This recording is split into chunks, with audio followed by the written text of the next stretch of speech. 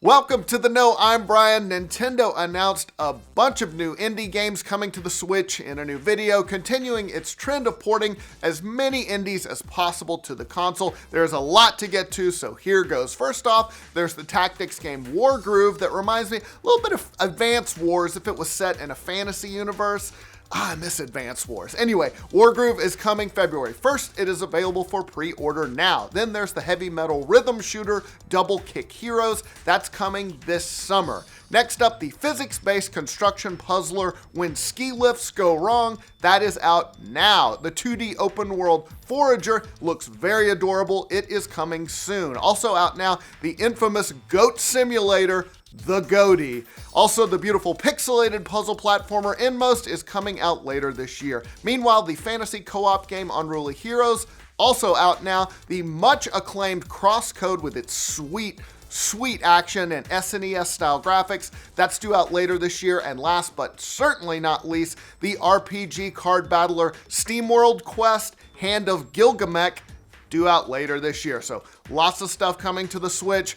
Always, it helped. They've been using the indies to help kind of round out their catalog. I think it's been working for them. Speaking of the Switch, it looks like it had a very good sophomore year in 2018. Researcher NPD says that it was the best-selling console of the year when it comes to units sold and overall dollar sales. Now, they didn't give a precise total, but NPD's Matt Piscatella said it's the highest annual total for any hardware platform since the PlayStation 4 in 2015. So that's very good company that the Switch finds itself in. As for 2018's best-selling games, the leader, no surprise, was Red Dead Redemption 2, followed by Call of Duty Black Ops 4 and NBA 2K19 at number 3. Now, number 5 was Smash Bros. Ultimate. That was also the best-selling game of December. So, very, very good start for Smash Ultimate. Okay, heads up, if you are a Life is Strange 2 fan, Episodes 2 is out on Thursday, which, if my math is correct, is tomorrow. I don't know. I do not wear a watch usually. I'm just looking at my sleeve here. Did you say Tuesday or Thursday?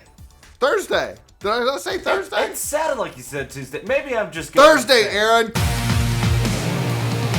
Clean the shit out of your ears. Sorry, go! A new trailer follows the latest adventures of Sean and Daniel Diaz, but I'm not going to spoil anything if you haven't played the first episode. Interestingly, if you have played the free Awesome Adventures of Captain Spirit, developer Don't Nod has said that your actions in that game will have impacts in episode 2. I love it when they do stuff like that. The latest episode will be available on Xbox One, PS4, and PC on Thursday, Aaron. Are you Thursday, tomorrow. Speaking of new releases, the card game Slay the Spire is out of early access right now. This one has gotten a lot of positive buzz from critics and fans, including Brian Gaar, for its unique style of gameplay that combines elements of roguelikes with deck-building card games. It's available on Windows, Mac OS, and Linux, and is planned to come out on the Switch later this year. It is addictive as hell. I love Slay the Spire. And finally, let's end on one of my favorite franchises ever, talking about Dark Souls. Of course, it is